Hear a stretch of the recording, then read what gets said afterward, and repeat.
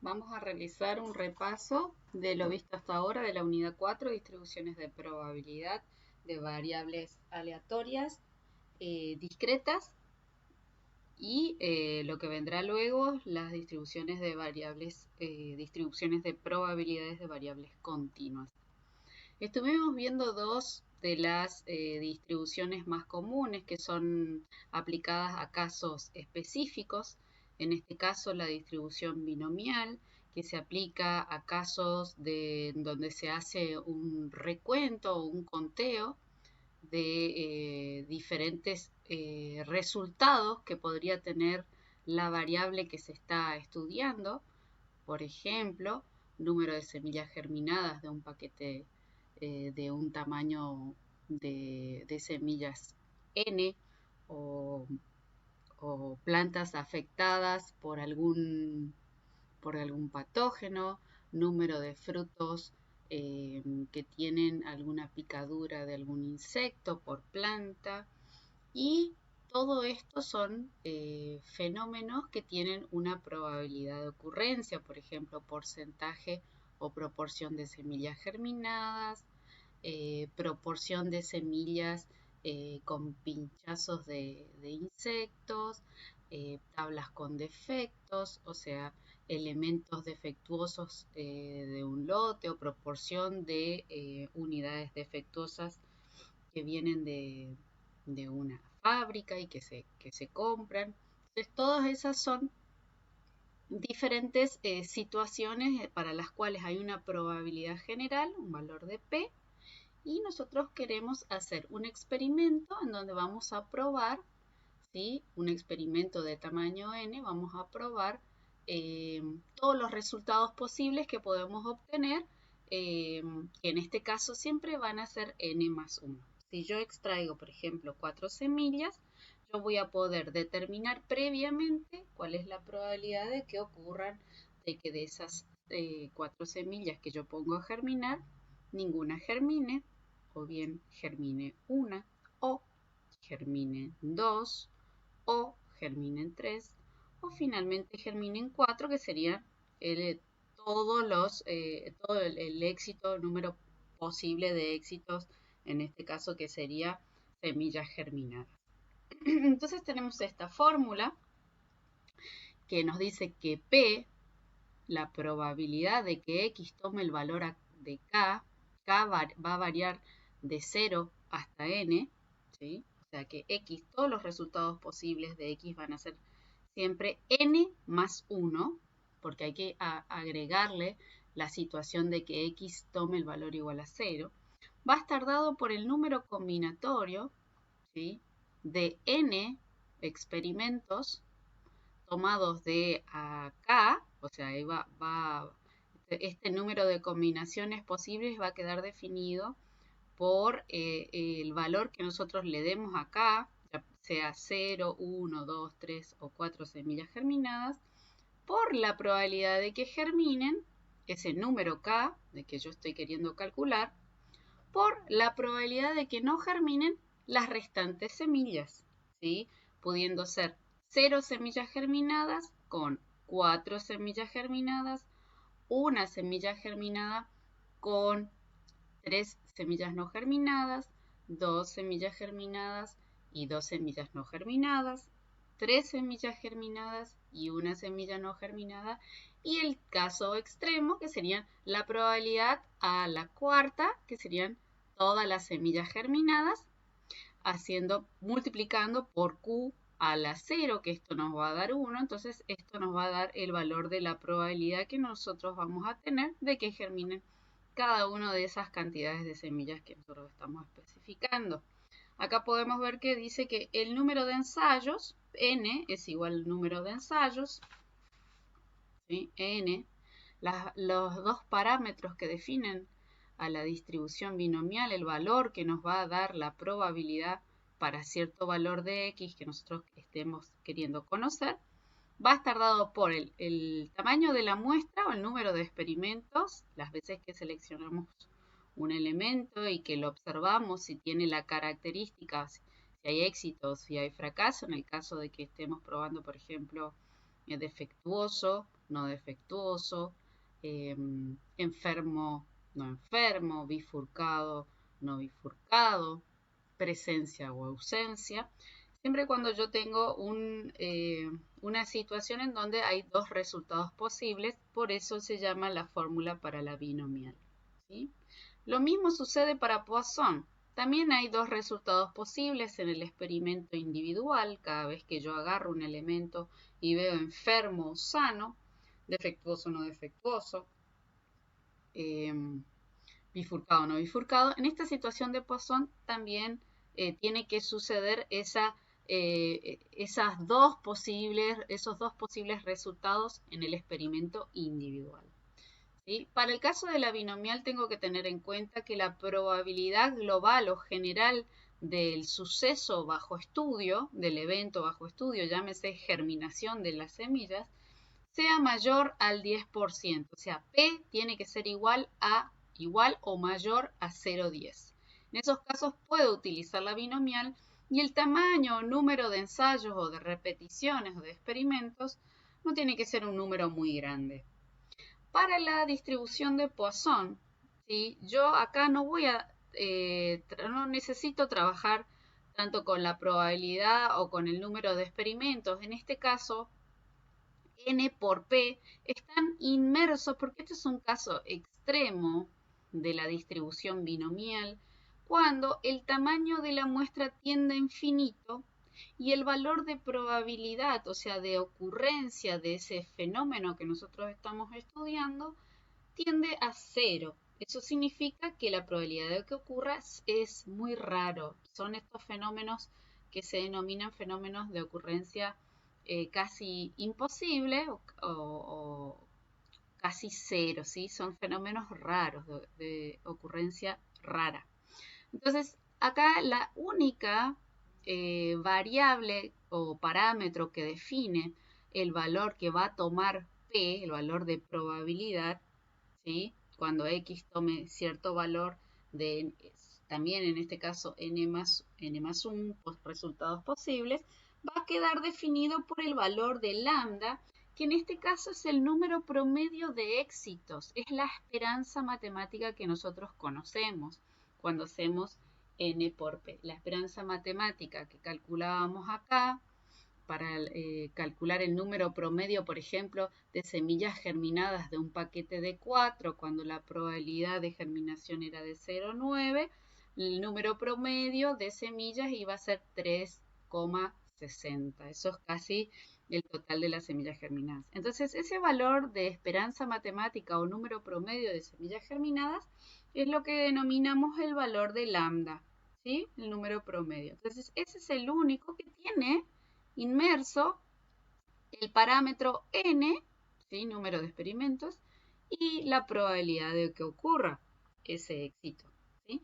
Entonces, ese valor de lambda está dentro de la fórmula para calcular cada una de las probabilidades, tomando x el valor de 0 hasta n, va a estar dado por esta fórmula, que es lambda a la k, ¿sí? Número de éxitos que estamos queriendo comprobar, dividido k factorial es la fórmula del número factorial, es por ejemplo, si k toma el valor igual a 4, yo tengo que hacer una secuencia de productos de 4 por 3, por 2 y por 1. Ese sería un número factorial por exponente, elevado a la menos lambda. Y eso nos va a dar el valor de probabilidad para todos los valores de x, o que va a tomar x que nosotros querramos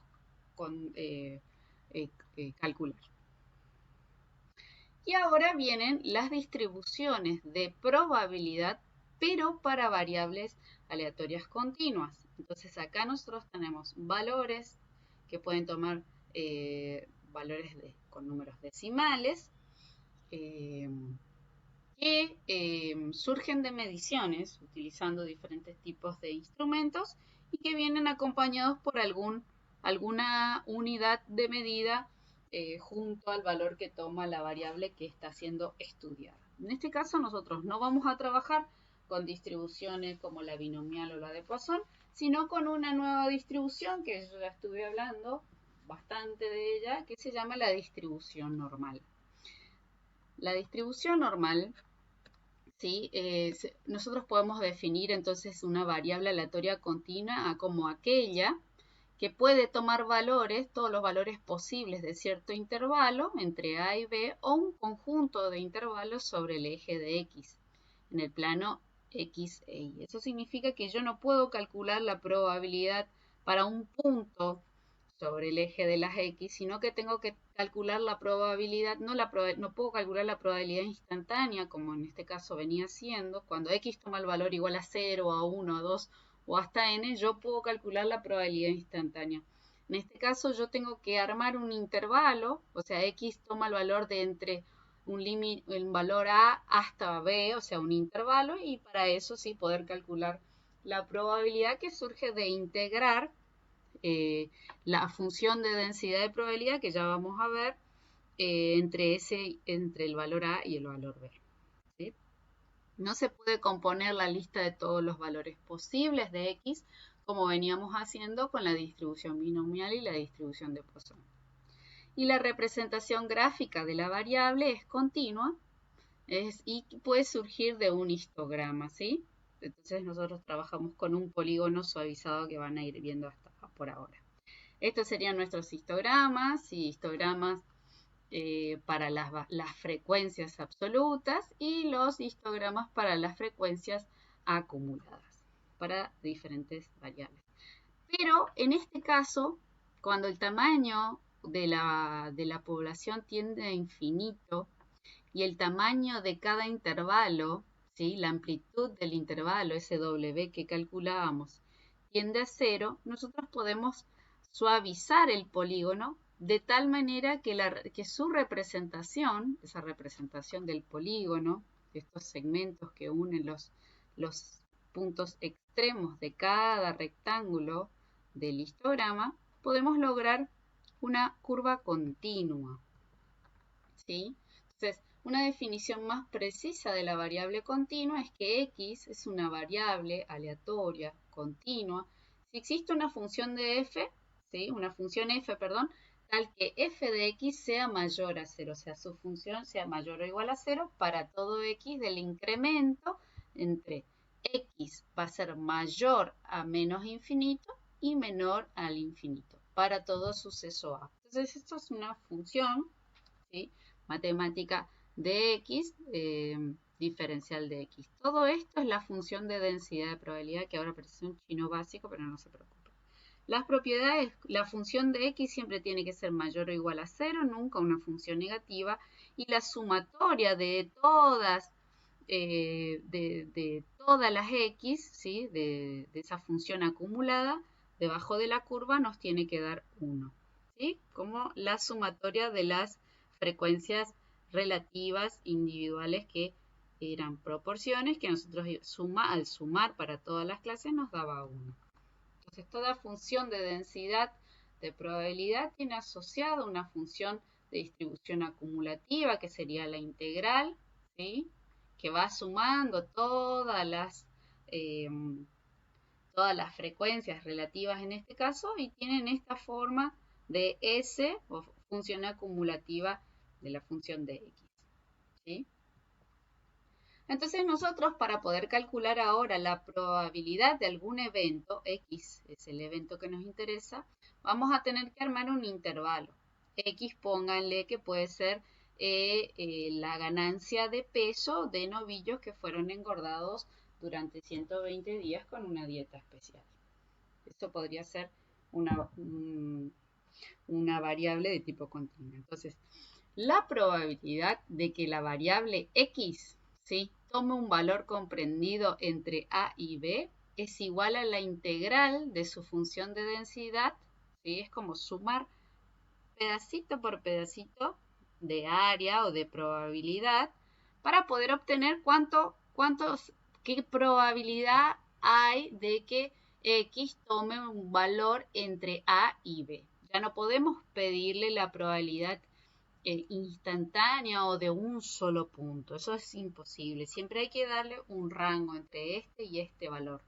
o que sea mayor a tanto o menor a tanto. Siempre un intervalo, nunca un valor de probabilidad único, instantáneo. ¿Sí?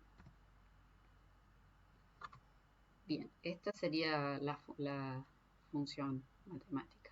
Entonces, para poder calcular la media y la variancia, por analogía a las definiciones de estos conceptos para las variables aleatorias discretas, se define la esperanza matemática o media mu, la variancia sigma cuadrado y la desviación típica o desviación estándar sigma de una variable aleatoria de la siguiente manera.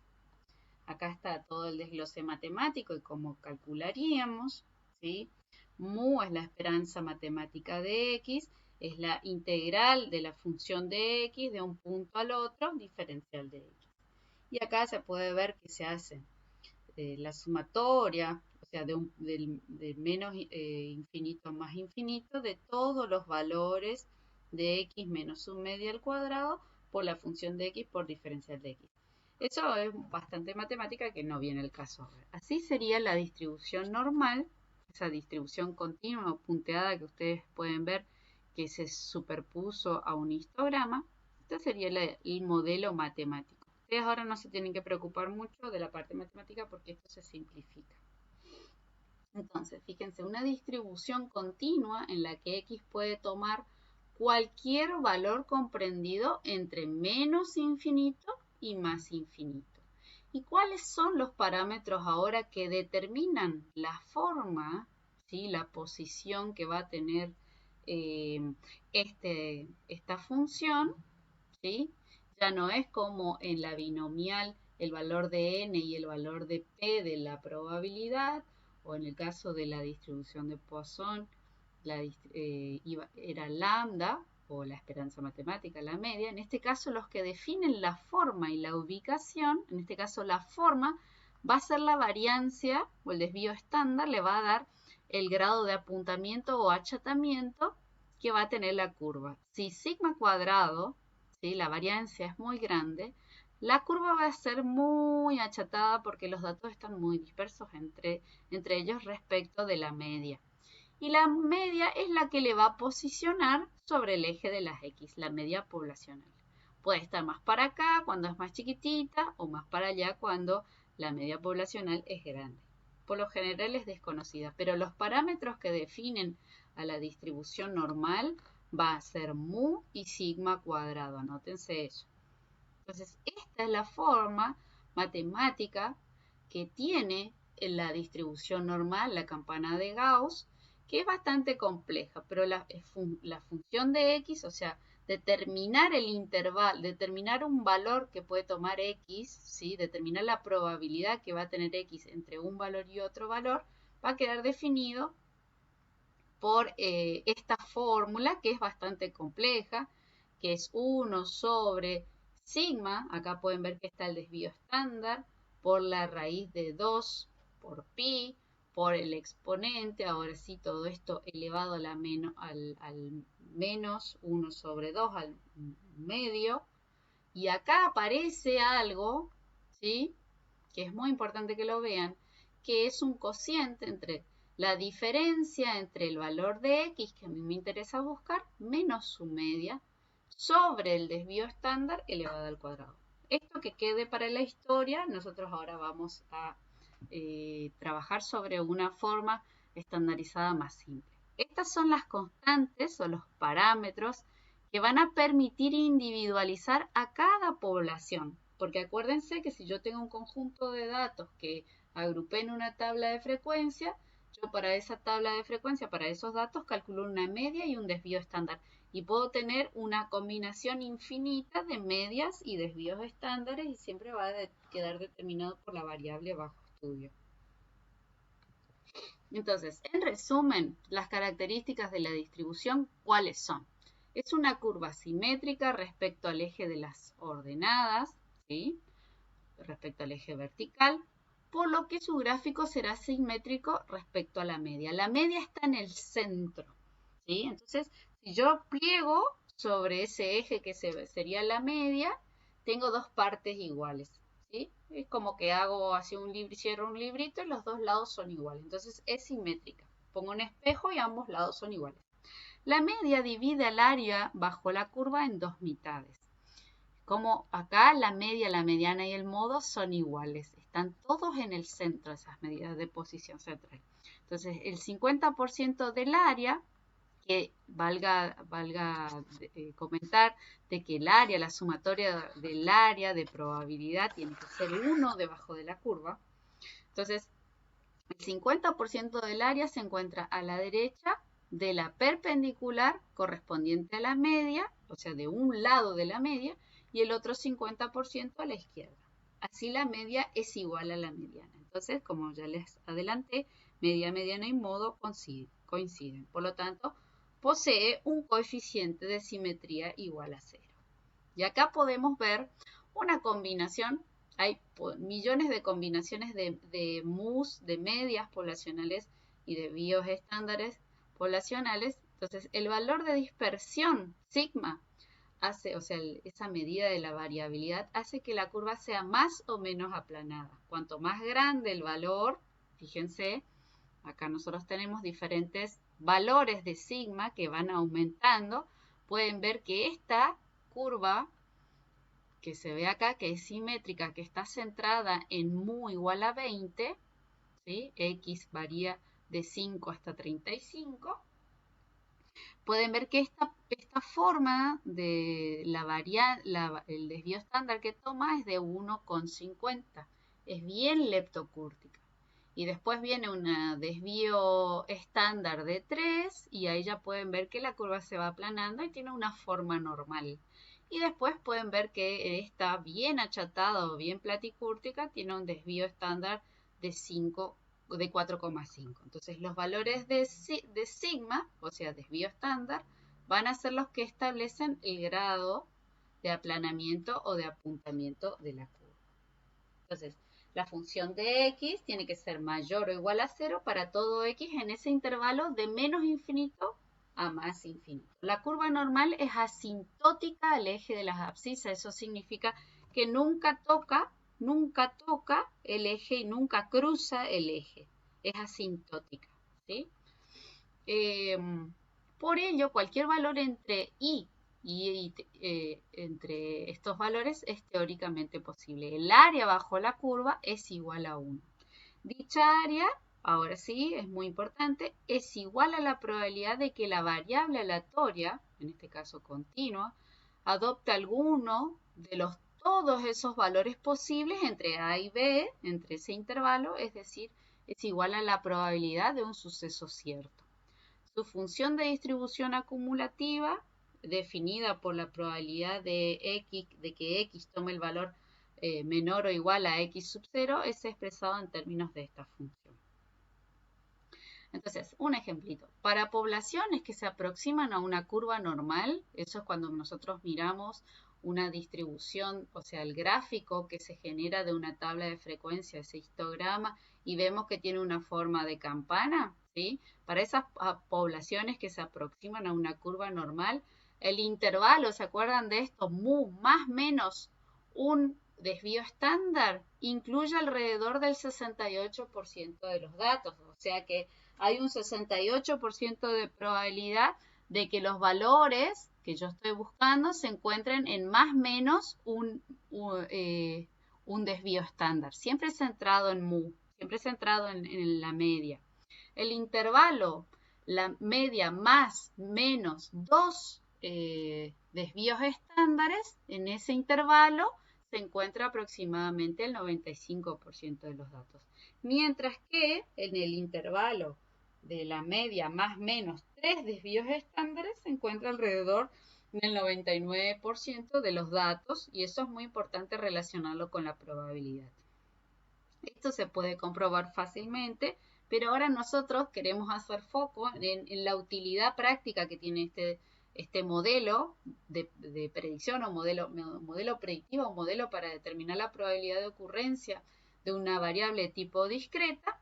Hay una ecuación, ¿sí?, que nos simplifica mucho la vida, que se llama la distribución normal estandarizada. Entonces, no sé si ustedes se acuerdan que en la fórmula esta que habíamos visto hoy, ¿sí? Que la fórmula de la distribución normal, aparece esta parte acá que dice que el valor de x que yo estoy queriendo buscar menos su media elevado, dividido, perdón, el desvío estándar, esta parte nosotros vamos a estandarizar y vamos a modificar y vamos a cambiar por un valor de z ahora, ¿sí? Y vamos a utilizar una tabla única que se llama tabla de z, tabla de distribución de z o de normal estandarizada. Entonces, la ecuación incluye dos parámetros, eso es muy importante, mu y sigma, lo vemos acá, mu y sigma, esos son sus dos parámetros. Uno define la posición en donde está centrado, eso sería mu, y otro define la forma achatada,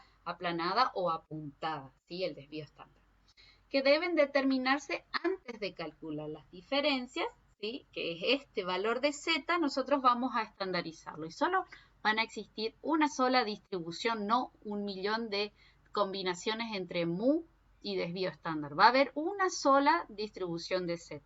Y con esa distribución de z se crearon unas tablas para las cuales nosotros vamos a poder hacer una lectura directa de las probabilidades. Entonces, la ecuación incluye dos parámetros, mu y sigma, que deben determinarse antes de calcular estas diferencias. Esto puede simplificarse escribiéndola en función de la desviación de x, o sea, distancia que tiene x de mu, ¿sí? O la resta sería de x menos mu, empleando sigma como unidad de medida. Entonces, ¿qué va a pasar? Si acá estamos todos trabajando con centímetros, centímetro menos centímetro, nos va a dar centímetro, dividido centímetro, porque el desvío estándar está en las mismas unidades que la unidad de medida de la variable x, entonces z va a ser un valor adimensional. Entonces ese valor, esta parte acá, este cociente, se llama tipificación o estandarización. Ahora reemplazamos todo esto que estaba entre corchetitos, reemplazamos el valor de z y luego sí se hace un gráfico. Entonces, esta forma sencilla recibe el nombre de normal tipificada o normal estandarizada o reducida, y la variable aleatoria expresada con z se denomina variable tipificada o unidad estándar. Siempre cuando yo hago este cálculo x menos la media mu dividido desvío estándar, estoy estandarizando, estoy tipificando, estoy normalizando. Entonces, el valor de la integral deseada, todo lo pasa lo mismo. Lo encontramos en una tabla normal estandarizada y es igual a 0,6825. ¿Qué significa eso? Cuando yo le resto y le sumo a la media mu un desvío estándar, ¿ven esto? Mu menos s más mu más s, acá se encuentra el 68% de probabilidad de que ocurra ese evento. Para los límites mu más menos 2 desvíos estándares, vamos a ver, ya se amplía el intervalo, ¿sí? Y va a haber una probabilidad de que ocurra del 95%.